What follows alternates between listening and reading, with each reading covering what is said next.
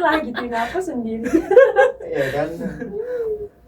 Kalau Terus dilanjutin dipotong. jelek Enggak ya. apa-apa, jadi potong. Tadi potong. Tadi kata-katanya apa? Lu inget enggak? Kan lanjutnya kata-katanya juga sama. Udah ulangi aja Ya pas dari. jawab aja. Iya, pas- dari- Iya, Nah. jawabnya aja. Enggak usah ditanya lagi. Tadi dipotong bisa. Dan terpotongnya aja.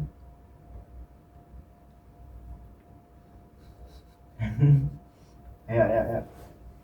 Lanjut aja, lu kasih jawab. Bentar deh, pertanyaannya tuh gini, apakah spam selalu berbahaya dan atau ada yang cuma mengganggu saja? Kan tadi udah pertanyaan. Berarti Gue itu jawab. iya enggak, tadi kan ada pertanyaan, berarti aku ngomongnya apa ya biar bahasanya beda. Itu nanya ke umam itu. Enggak, tadi kan aku Oh, malah aku yang- tanggepin iya. dikit gitu. Oh yaudah, nggak apa-apa ya. Itu pertanyaan buat siapa? Kamu, Iya. jadi nggak apa-apa. Oh iya, umam yang jawab. Apa Enggak, jawab nih? kamu. Oh. Ntar, dia dulu nih. Ya, nggak harus banyak lah Mam, kan yang kita tahu aja. Iya, yang lu tahu aja. Langsung jawabannya. Iya, iya aja. Tadi Bebas. posisi buat cara kita buat, bentar. Ya. Apa mas?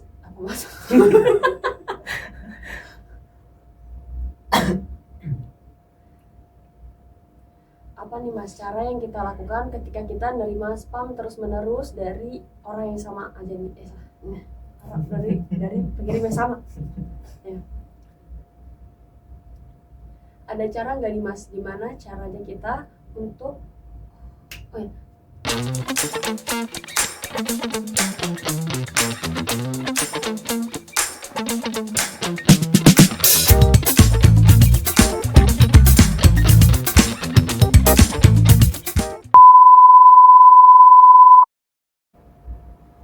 Halo teman-teman semua, selamat datang di podcast kami, yaitu podcast Cybercast. Nah, apa sih Cybercast itu? Cybercast merupakan podcast yang kami buat untuk mengedukasi teman-teman sekalian seputar dunia cyber security. Nah, di video kali ini kita akan sama-sama membahas tentang hal yang sering banget nih muncul di layar gadget kita. Apa sih itu? Yaitu tuh spam. Nah, contoh dari spam yaitu ketika teman-teman buka sosial media, contohnya buka email, teman-teman suka dapat penawaran diskon. Padahal teman-teman itu nggak pernah ke toko tersebut. Ataupun ketika teman-teman lagi buka SMS, tiba-tiba teman-teman diakui sebagai pemenang dari sebuah undian. Padahal teman-teman tuh nggak pernah ikut undian itu sama sekali. Nah, maka dari itu, mari kita sama-sama kupas tuntas apa itu spam, gimana caranya kita bisa dapat spam, dan bagaimana caranya kita menghadapi spam. Nah, di podcast kali ini akan dipandu oleh saya, Cynthia Lustari, dan di sini saya tidak sendirian. Di sini saya didampingi oleh dua teman saya yang paham seputar dunia cyber security. Oleh karena itu, yuk kita kenalan. Silakan, Mas. Mulai siapa dulu nih? Mas saya dulu ya, Mas.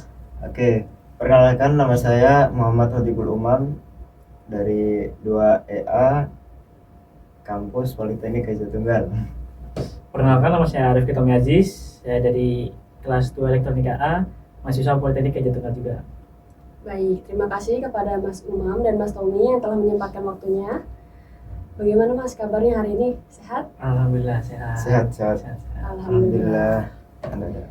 Nah, di sini saya sudah menyiapkan beberapa pertanyaan seputar spam. Yuk langsung aja kita tanyain ke narasumber kita. Nah, apa sebenarnya yang dimaksud spam di dunia digital nih Mas? Jadi spam itu adalah sebuah pesan yang dikirim secara massal kepada orang yang tidak menginginkannya. Maksudnya pesan ini korbannya itu tidak tahu apa-apa gitu.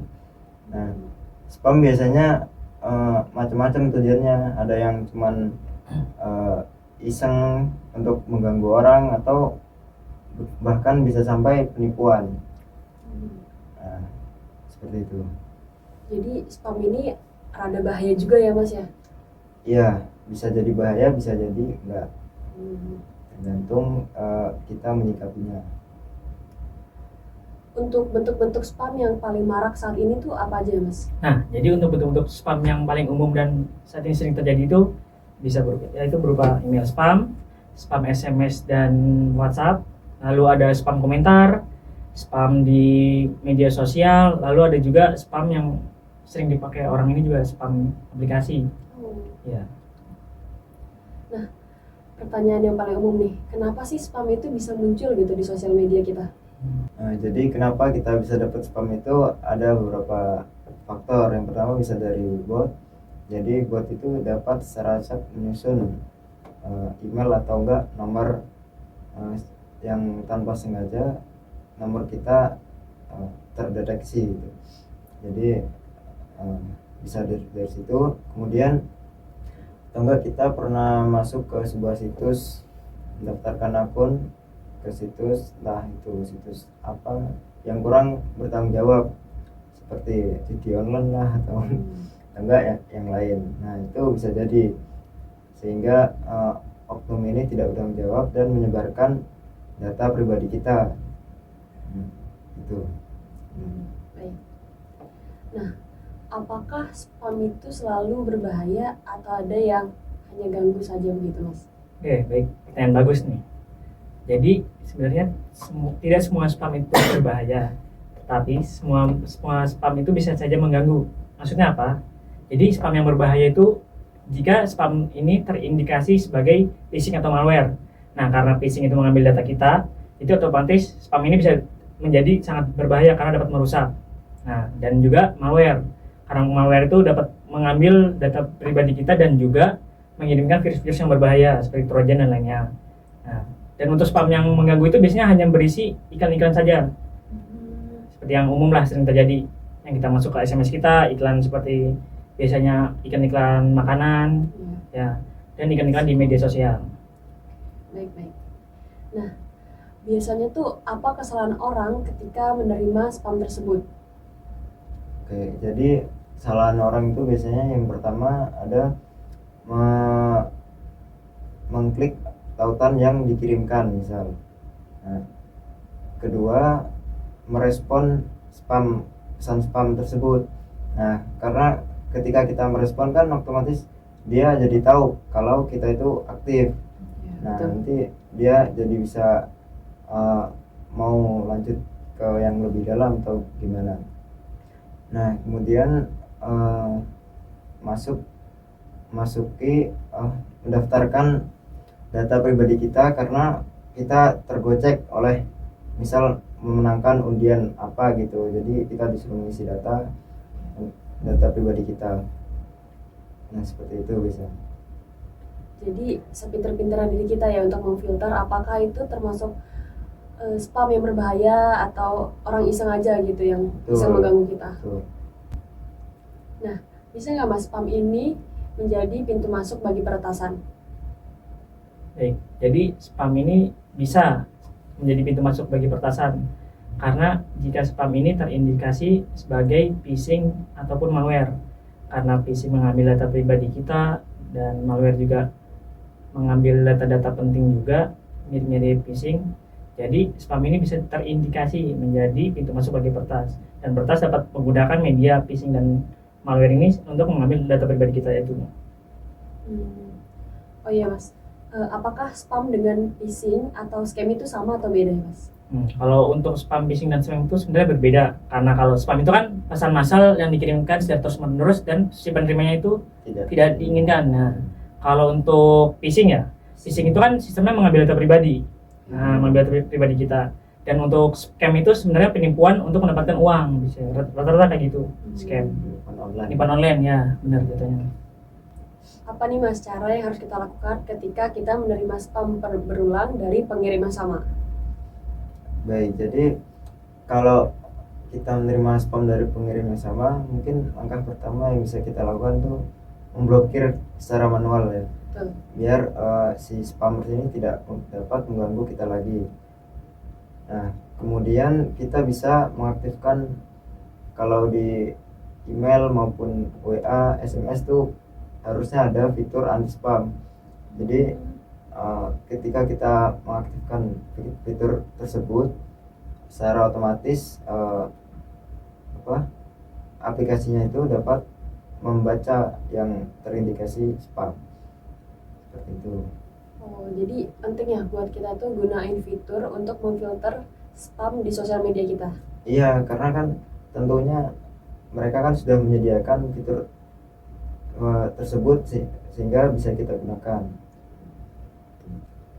ada kasus terbaru nggak nih Mas di Indonesia perihal spam yang akhirnya nimbulin kerugian yang besar begitu Mas? Nah, untuk kasus yang baru-baru ini tuh ada salah satunya itu kasus yang ditangani oleh Komdigi saat ini, yaitu kasus pencurian data. Nah, pencurian data ini dimanfaatkan oleh beberapa peretas untuk menjadi media spam call. Kalau telepon begitu Ya, Mas? dan akhirnya Komdigi saat ini menggandeng otoritas atau kayak SIM di Indonesia ini seperti Telkomsel, Indosat dan lain sebagainya untuk mereka itu lebih mengamankan datanya, untuk lebih meningkatkan keamanan datanya agar tidak terjadi kasus kebocoran data. Karena kebocoran data ini tuh sangat banyak datanya, hampir 13,3 juta penduduk Indonesia yang datanya bocor, dan mereka dalam sehari itu bisa di spam berapa kali panggilan, bisa 10, 8. Nah itu isinya apa sih? Nah, Teleponnya itu isinya biasanya tuh spam itu ada nomor tidak dikenal, dan tahu-taunya ketika kita mau angkat sudah mati duluan. Kadang malah pas diangkat nggak jelas suara-suaranya. Kadang kayak gitu. Ada juga yang spam call ini dimanfaatkan oleh beberapa orang. Seperti kasus yang pernah viral juga, polisi menggerebek tempat kayak semacam hacker itu di daerah Tangerang Selatan yang dijadikan tempat untuk para penipu online. Itu di sana ditemukan sekitar berapa ribu SIM dan ratusan ponsel yang digunakan mereka untuk melakukan penipuan. Jadi ada base camp-nya juga ya, Iya, untuk ngelakuin hal kayak gitu ya? benar. Dan biasanya orang-orang yang melakukan itu rata-rata malah orang-orang luar, orang terus dan orang-orang luar negeri yang kemarin ditangkap, bukan warga negara Indonesia. Seperti itu. Iya. Nah, menurut Mas, penting nggak sih Mas peran edukasi digital untuk masyarakat agar tidak mudah terjebak spam? Ya, sangat penting karena agar orang-orang terdekat dan masyarakat Indonesia ini lebih aware dan paham tentang bagaimana bahaya spam itu, dan agar kita dapat menjaga keamanan data-data keluarga kita, terus anak saudara terdekat kita. Dan untuk cara-caranya kita dapat memberikan edukasi baik secara langsung ataupun tidak langsung. Jika secara tidak langsung mungkin kita dapat mengedukasi masyarakat di luar sana dengan seperti kita nih podcast ya, atau membuat konten-konten di media sosial, Instagram, YouTube. Dan untuk edukasi secara langsung itu kita dapat terjun langsung ke masyarakat memberikan edukasinya. Kita dapat terjun ke sekolah, karena kan anak sekarang ini lebih dekat dengan gadget gitu. Hampir 24/7 bisa dibilangkan. Betul. Anak-anak itu, dan mending kita mengedukasi sedini mungkin tentang bagaimana bahaya spam ini agar mereka lebih tahu dan dapat memberikan pemahaman mungkin kepada orang tuanya. Ya, betul. Ya, dan karena orang tua yang paling rentan terkena spam atau penipuan online itu rata-rata di orang tua yang mungkin belum terlalu mengenal teknologi. Nah, tips nih Mas untuk pendengar agar aman saat menerima serangan spam. Tipsnya yang pertama, jangan merespon ya. Artinya kalau kita dapat spam semacamnya itu biarin saja, atau enggak kita bisa blokir secara manual, kemudian bisa mengaktifkan fitur-fitur di aplikasi yang kita gunakan kalau sudah disediakan, atau enggak pakai software pun bisa. Contohnya itu ada software spam assassin, itu buat email, kemudian Avast maupun yang lainnya. Baik, jadi spam ini sangat berbahaya ya Mas, apabila kita tidak teliti dan main mengikuti instruksi yang diberikan lewat pesan tersebut gitu, tanpa kita telaah terlebih dahulu, yang akhirnya dapat menimbulkan kerugian bagi diri kita sendiri. Nah, tadi tips agar kita terhindar dari spam yaitu jangan mudah percaya terhadap pesan-pesan yang dikirimkan oleh nomor yang tidak dikenal, lebih baik diblokir saja.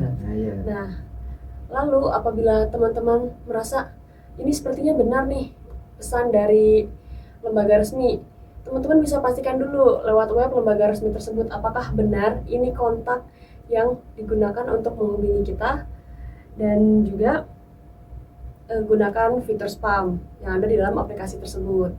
Mungkin sekian ya Mas bincang-bincang kita tentang spam. Semoga video ini dapat mengedukasi teman-teman sekalian. Dan teman-teman boleh men-share video ini agar manfaat dari video ini lebih banyak. Mungkin sekian, terima kasih Mas Tommy dan Mas Iya, Umam. sama-sama Mbak Cindy. Sama Mbak Cindy. Ya. Mungkin sekian dari kami, sampai jumpa di video berikutnya. Dadah. Maaf dari kami apabila ada kesalahan kata.